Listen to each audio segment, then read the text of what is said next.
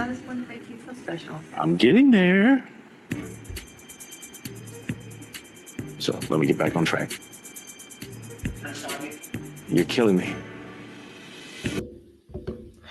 Hey guys, and welcome to Little Blackbird 91. Listen, Chad had to shut down on Belynda. Yeah, I know it's crazy, but just understand me. First and foremost, we're talking about attachment styles a lot here, and I believe that Chad is definitely somebody who is an avoidant, and I think Belynda is also one as well. Chad definitely represents dismissive, and she definitely, for me, represents fearful. And so I want to break it down from that perspective. Chad, in this moment, broke down, and he kind of, I won't say he snapped. He let the producers know, listen, I'm tired of this nonsense, right? And the reason why is because in this moment, Belynda had already shared and quite openly shared her thought process, which was, I'm liking you. I can see myself getting married to you. She's been very vulnerable in that sense. And he tried to reply the tennis shot back over the net by saying, I like you too. You make me feel special, make me feel balanced. And he kind of got stuck there, right? He didn't have any more words, or at least he was trying to find the words to speak. And I think this is actually really indicative of a lot of avoidants who find it very difficult to be emotionally vulnerable. Because to share your feelings and to share it on TV, while there's a whole bunch of cameras and lights in your face with producers in the background saying, just share us what you think about her, is actually really difficult because they don't do that personally anyway. Right. And so the fear here is that I'm performing, and if I get this wrong, this is going to impact the relationship for me. What does it impact here? Well, actually, there was a part earlier on in the episode where he said, I just want to put a smile on her face. I just want to be, I want to do everything I can to keep a smile on her face. And I recognize what that meant. What that really meant was, I'm afraid of her having emotions that are negative towards me, because that can then trigger the rejection thought process, right? And so I'm going to do everything I can to please her. But that then puts you in performance mode. And then when you can't perform, you're then thinking, rah, I can't put a smile on her face. And actually now this is leading to more pressure. And the pressure is now going to come from the external, because they're asking you more questions. How do you feel about her? And the words are not coming in that immediate moment. And now you're frustrated because you can't get those words out. What that is emotional regulation. And one of the hardest things to be regulated is in one of the three areas, which is either expression, processing, or understanding. Now, if you can't understand, you're going to be confused. If you can't process, you'll shut down. And if you can't express, you will lash out. And I wouldn't say he necessarily lashed out. That's a very strong word. What I would say is, though, he did let them know, like, hey, like, back up a little bit. He kind of let them know that his boundaries, okay, and said it vocally, right? Because he felt like he was beginning to shut down. And then we saw him shut down because he then said, all right, I've had enough of this, let's go. And that was a shutdown, right? And it's because he wanted to withdraw to be able to process how he was feeling, and he couldn't do it in the midst of people. Now, before you think these people are crazy for not being able to do it in front of people, I want you to understand something. For us as avoidance, let me paint a picture of what happens. When something happens, or something of a major emotional when something majorly emotional happens, right? Or something that requires a high level of vulnerability, me being exposed to being shamed, embarrassed, laughed at, ridiculed, punished, harmed, any kind of thought, emotion, or opinion that can fall into that category automatically becomes a safety emotional issue. And one of the difficult things about safety emotional for a lot of avoidance is the area of difficult emotions. Because if I have to share that I love you, if I have to share that I care, if I have to share any overt emotions, which can leave me open to attack, that I have to be very careful with. Because what I grew up in a household where feelings were attached to weakness. So now any emotion that draws me to a place of weakness, that can be happiness, that could be sadness, that could be grief, that could be fear, that could be anger, that, any of those things can actually be a case of actually leading to too much availability and vulnerability, because we like to keep an even kill. Or so we think we're doing, keeping a very balanced, even kill of emotional expression. But that's because you actually never were allowed to stretch that muscle. So it technically is a capacity issue. They have to technically build up to those bigger expressions. So what happened here with Chad and Belynda was going to happen because he has a limited capacity. And the frustration with the producers was only a byproduct of what he felt he was being pressurized in that scenario. Plus, it seemed like they were there for a little while as well. If you watch the background, the light went out as well. So it was like it went from light to dark. They might have been there for a little while as well. So he might have felt like, we've been doing this for a little while. I'm tired and you're annoying me now. I'm 5 minutes in, and this was only the intro. I haven't even got into my deeper aspects of this video. But look, first and foremost, like it, share, subscribe, click on that wonderful bell button for the notifications of the uploads as well. You already know what it is, baby. You got the minerals. You got the minerals. Stay hydrated.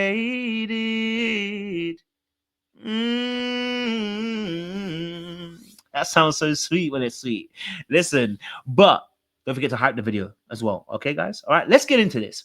Why is it that Chad had to shut down? Let's get into this. Let's play a little bit of this clip and see what we're talking about here. Let's see. Oh, my internet wants to hold on now. It's gonna come back up because my internet wants to play up when I'm trying to get play. Hold on. There we go. We're trying to talk and we're trying to share. And just let us talk and share. I apologize. All right.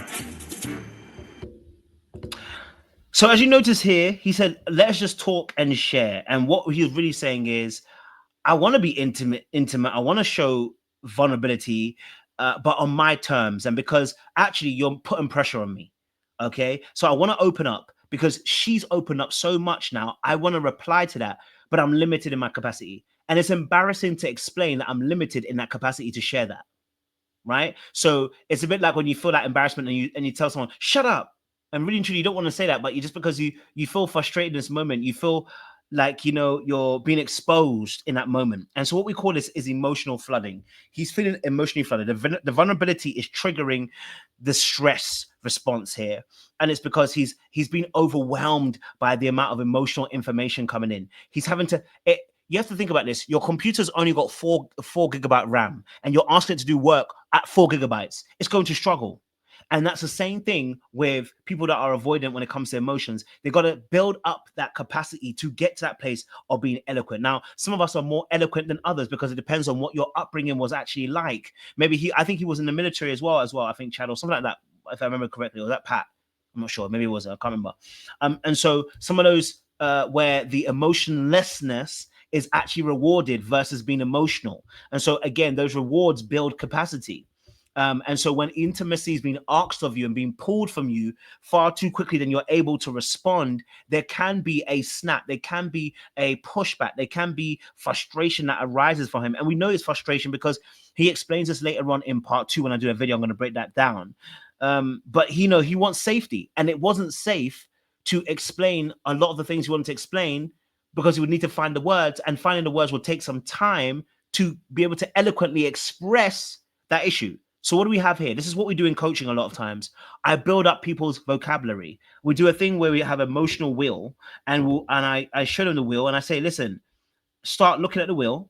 And when you look at the wheel, name your emotions. Okay. I wish I had it here, but I don't have it here. I say, name your emotions. And the reason why I say name your emotions is because you should look at the wheel and you should have between 5 to 16 emotions at one given time. We're human beings, we're complex. And so when you don't have the language to be able to explain what you feel and the word ability to explain the language, you get frustrated and you can explode or implode.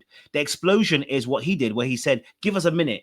He said it out loud, he verbalized it. But a lot of people actually go inward and they implode rather than explode. They go distant, they go withdrawn, they become critical, they become skeptical, they go numb, right? So if you have any of those feelings, it's actually underneath the power of anger. Sorry, the emotion of anger. So your anger is exploding or imploding. And for him, he did both. He exploded a little bit, but then he imploded because he said, I'm going to withdraw. Okay. All right. And it's because he was flooded and overwhelmed in that particular moment as well. Again, children learn to have capacity for emotional aspects, but he just didn't have that ability in that moment.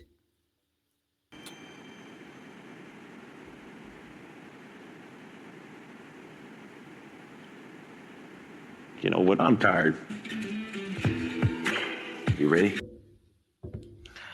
He said, listen, I'm tired, bro. I've been trying, but I'm tired now. And so for him, you know, what's easier for him? Structure, logic. And I think a lot of men fall into this category. Is why they tell women that they're more emotional than men. It's because a lot of them are avoidance. not because they're secure. When you're secure, you recognize that both men and women have emotions. How we may be emotionally wired in terms of the way that we express it, that women may be more expressive, but we're both emotional at some point, right? Anger is an emotion. So if you hurt people because of anger, you emotional, my brother. Okay. All right. So a lot of times it's cognitive overload. It's like, sorry, it's emotional overload versus cognitive. If everything was cognitive or structural or quote unquote logical, he'd be all right. Right. But the fact is, we're asking for answers on a plane that I don't usually operate on. And there's a high judgment of myself. I don't feel safe because I judge myself. And when I start seeing how I struggle, imagine being a stammerer, right? And you judge yourself and say, whoa, like, I hate the fact that I stammer. Whenever you do that, you actually make your stammer even worse because you're judging yourself. You're making yourself even more critical. It's hard to show it as your best self. Okay. All right. So the frustration replaces the vulnerability, or the anger replaces the vulnerability. It's why, and it's what is the vulnerability here? The fear. So when you start feeling fear, then the anger takes over because we need to be able to protect ourselves. And anger really truly is us feeling like we've been violated on our boundaries, or a frustration of not being able to reach our target. Something has hindered us from reaching it, which is why anger arises. Number 3 is also a loss of autonomy.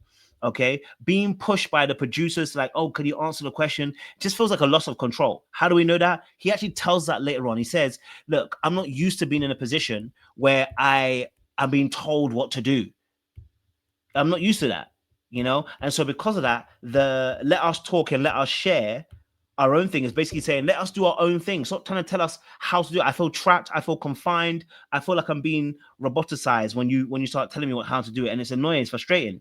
And that's a massive thing as well. And then the 4th part is the fear of misinterpretation, right? So for avoidance, it can be very difficult because they fear that people will not be able to actually understand them, even if they explain it to you, because their brain is thinking in a very unique way. And because they don't have the eloquency that maybe other people do, but it's just a fear of not being understood. It's a fear of somebody not getting it, misinterpreting them, which will then cause further disconnection and disappointment. Because one of the biggest triggers for dismissive avoidance is disappointment. Someone's going to let me down. So if I now explain myself and you don't get it, you're going to let me down. I'm going to feel disappointed and I'm going to be triggered because you're going to remind me exactly why I don't share in the first place. Because when I was younger, no one took my emotional needs seriously. I was emotionally neglected. And so I've learned to handle life by myself. So rather than risking failure, I'd rather just be angry in this moment so it doesn't look like I failed, and the focus becomes the anger, not the failure, which then, because of the failure, then exposes me for not being good at something. And if I'm not good at something, this then can lead to rejection. Or this can lead to pain. This can lead to harm. This can lead to me feeling emotionally unsafe like I did when I was younger. So this is actually a really powerful thing. He had to shut down. I don't lose faith. I won't walk away.